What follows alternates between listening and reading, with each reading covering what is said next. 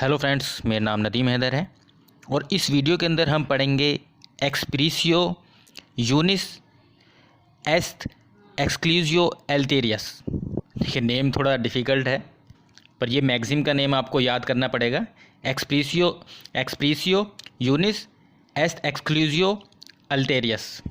तो देखिए, इसका मतलब है कि अगर कोई चीज़, कोई word, specific word expressly mention किया गया है तो इसका मतलब है कि जो दूसरे अदर वर्ड्स हैं वो इम्प्लाइडली एक्सक्लूड कर दिए गए हैं। इसको एक सिंपल से एग्जांपल से समझते हैं। सपोज़ करिए एक डॉक्टर है, मैं कहता हूँ कि ये डॉक्टर दांतों का डॉक्टर है, तो ये डॉक्टर सिर्फ दांतों का डॉक्टर है।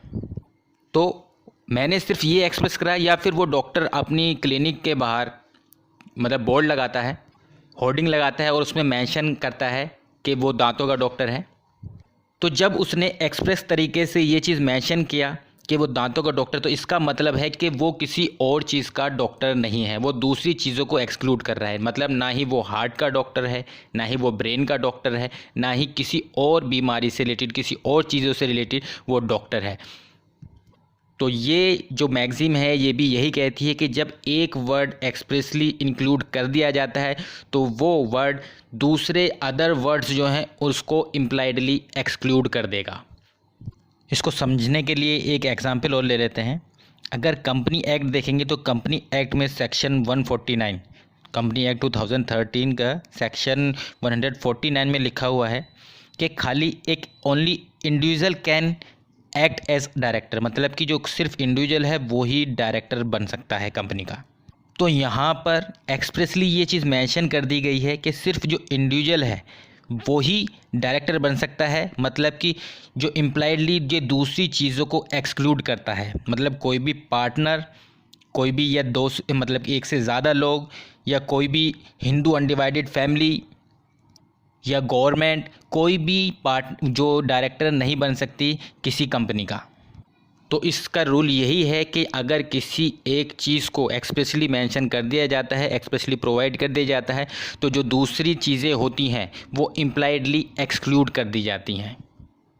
अब बात करते हैं केस लॉ की। तो एक केस है आर वर्सेस इनहेबिटेंट ऑफ सैगली 1831।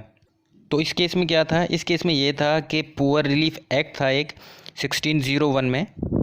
तो ये एक्ट जो अप्लाई होगा, ये अप्लाई होगा लैंड पर, हाउसेस पर और जो कोल माइन है उन पर। तो उसमें एक्सप्रेस तरीके से, स्पेसिफिक तरीके से ये तीन चीज़ें उसमें मेंशन की गई थी कि जिन पर ये एक्ट जो है अप्लाई होगा, लैंड पर, हाउसेस पर और कोल माइन पर। तो उसमें इस सीधा मेंशन कर दिया कि कोल माइन, सिर्फ इसमें माइन जो इंक्लूड की गई हैं वो कोल माइन इंक्लूड की गई हैं। तो एक्सप्रेसली ये मेंशन किया, इसकी वजह से दूसरी टाइप की जो माइंस हैं वो सीधी सीधी एक्सक्लूड हो जाती हैं। मतलब कोल माइन के अलावा किसी दूसरी टाइप की माइंस पर ये एक्ट अप्लाई नहीं होगा। तो आई थिंक आपको ये रूल जो है, ये मैगज़ीन जो है क्लियर हो गई होगी। तो इस वीडियो के अंदर इतना ही। Thank you very much.